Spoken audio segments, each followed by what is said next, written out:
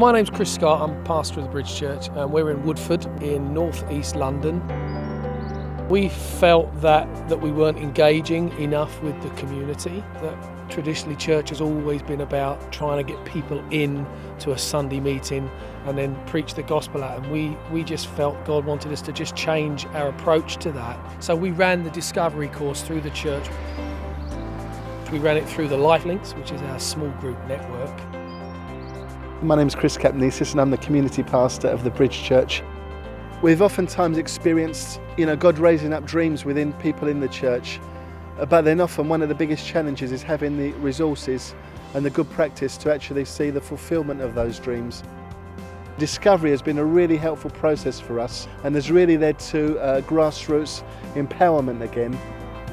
The programme that we've witnessed today, there's a young person within the church who's a qualified electrician, really seeing how he could make a difference within his own context. I really felt like I had a heart for helping disadvantaged people and like that. And seeing as I'm an electrician, I thought it would be a good way to give them some skills and basically try and get them back into work and give them a new lease of life. Good. And there's a problem. I'm from Stafford Road, which is a homeless group. The project is to help us get back into work, and at the end of it we get a level 3 City and Guild certificate. My name is Karen Campbell. I'm minister of First Island Magee Presbyterian Church, which is in County Antrim, Northern Ireland. It's set right in the heart of the country. There's not many houses surrounding it.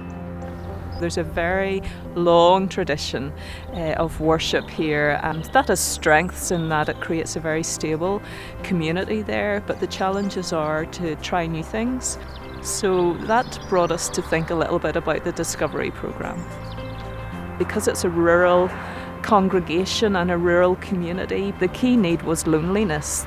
People go home from work into their houses and maybe don't meet others, for the rest of the evening until they go back to work again, and that has an effect on community. Ultimately, that led us to look at a drop-in centre where we have a space that's open for people to make contact with people who will listen to them. And just in the listening and knowing that they've been heard by Christian folk, hopefully that will help them feel valued once more in this community. I came from Portugal and I've been living here for 3 years. I found it very lonely when I came here. We learn people's name by meeting them more often and stuff like that. Going to church, we just get to know them better. What attracted us to the Discovery programme was that it wasn't threatening. It was very creative, it had creative ideas, and that certainly appealed to our people who would have been put off by technical language. It was very accessible. The format of the course is laid out very well. It doesn't tell you what to do, it simply provokes you into thinking how you could best respond to the needs that are around you. More than anything, it really does bridge the language and probably the culture gap between the church context and our community context.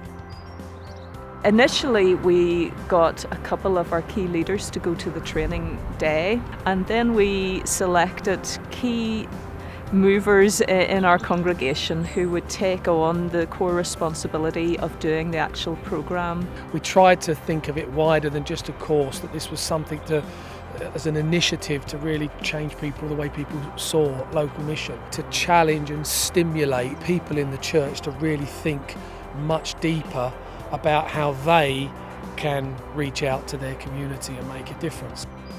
It has created that sense of I'm involved in mission. It's not down to the leaders. There are more people in our church now that are involved and aware of the potential that they have to reach people. I would really encourage any local church to get involved in it. I think it's a great initiative. There's a greater openness to seeing what God can do through us. I've been involved in community development now for about 10 years, and it is one of the best models that I've really encountered. It was so exciting to feel that people were partnering with us in mission. And without that toolkit in the Discovery programme, we wouldn't have reached the end point of where we're doing mission today.